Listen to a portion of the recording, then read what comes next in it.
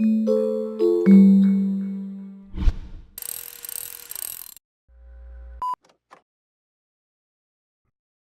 video will show how to create a 2-node fault tolerance replica configuration.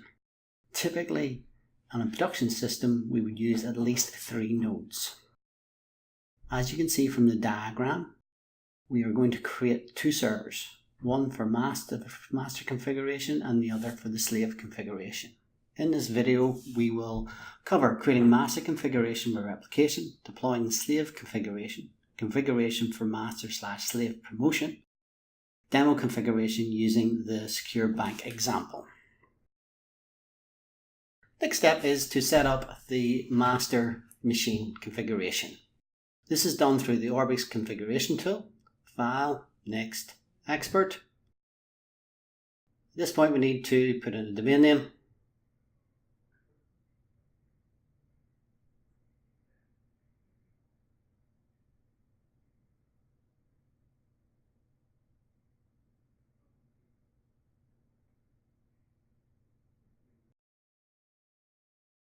Select the configuration repository domain option. In this case, we're going to use secure communication.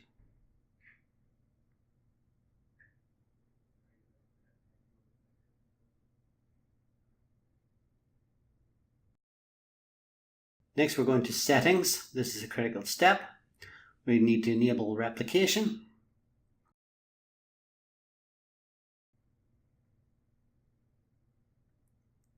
And add the slave machine's host name.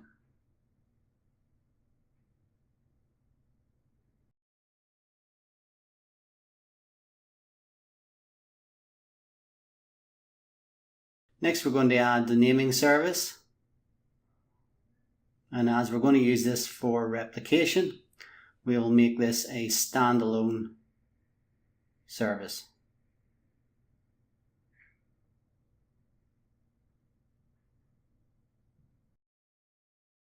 Next, we're just going to check that the slave has been added as well. Okay. And as we're using the secure demo, we need to have the demo component selected. Next, we just wait for the configuration tool to configure the system. As you can see from this states how you can deploy the slave configuration. Next, we'll show how to deploy the slave configuration. Right, first thing to do on the master, we need to start up all the services.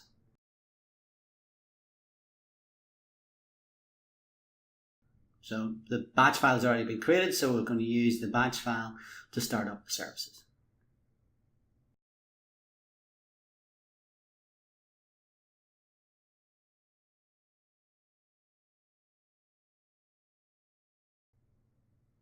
And as you can see from the task manager, you can see all the Orbix services starting.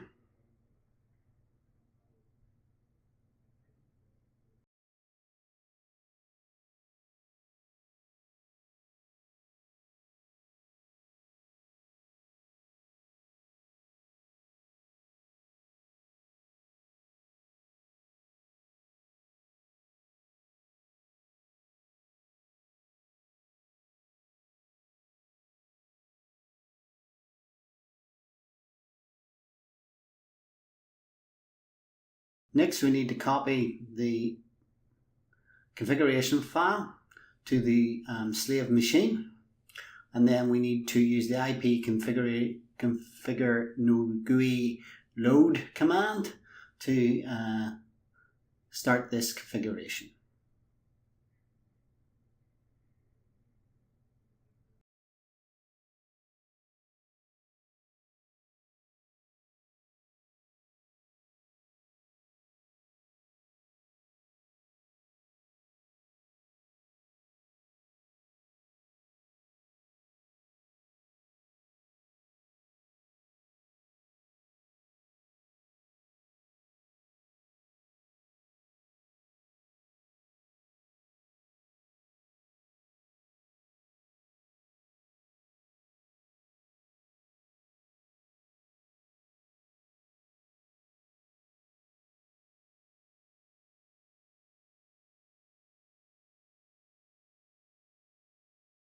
So at this point the configuration is complete.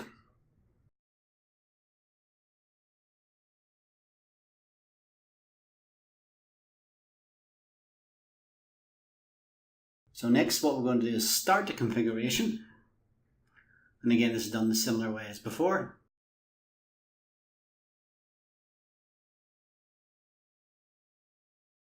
And you can see from the task manager that the Orbix services, the processes are starting.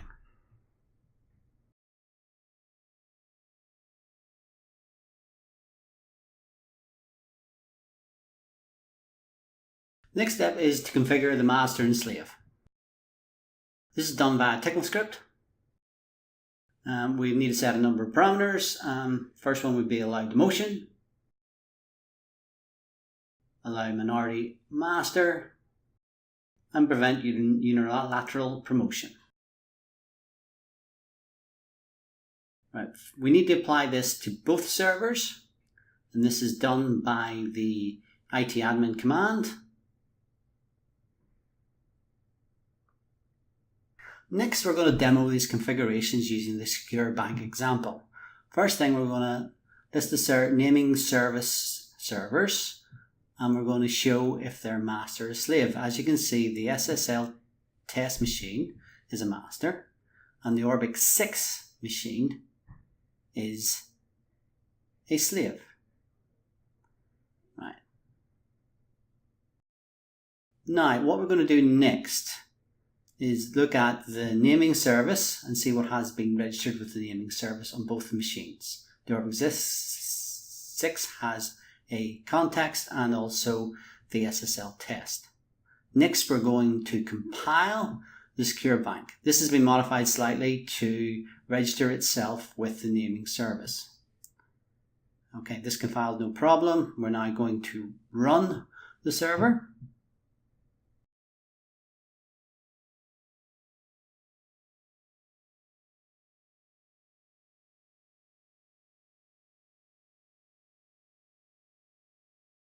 And the server is now run, and if we go to the naming service, we'll be able to see if it has been registered. It has registered an object called bank, and on the replica slave machine, this is also showing.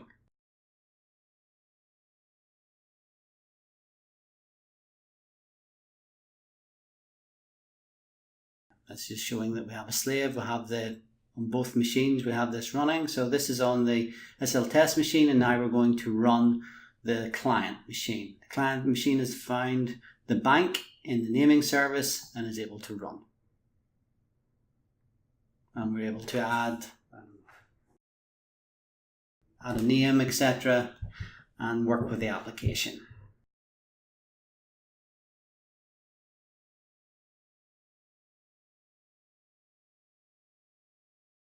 Next, we're going to stop the naming service on the master machine.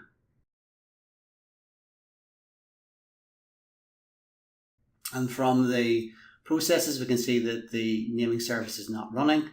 Also, to confirm this, we're going to show the server details for the SSL test machine, and this will show that it doesn't exist.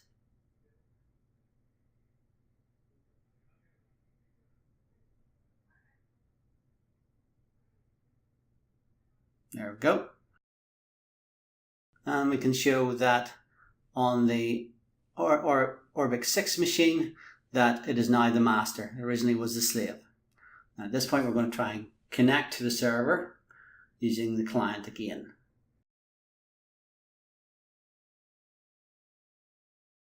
And we can see it still completes because it's got the IOR string directly from the slave, which is now the master. So we can see we can interact with the application works.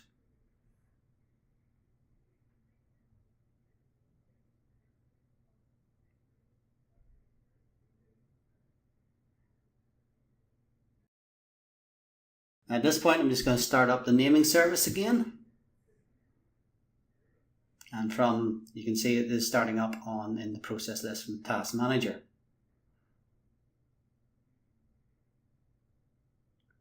So we'll just go through and show the details of both servers. So naming services, and we'll just the SSL test is slave, and the Orbix 6 is the master. Now, if we stop the Orbix 6 naming service, it would then promote itself to the master. And we can also show that the system is still able to connect and run. Okay, so in this video, we've actually showed how to create a 2-node fault-tolerant replication configuration.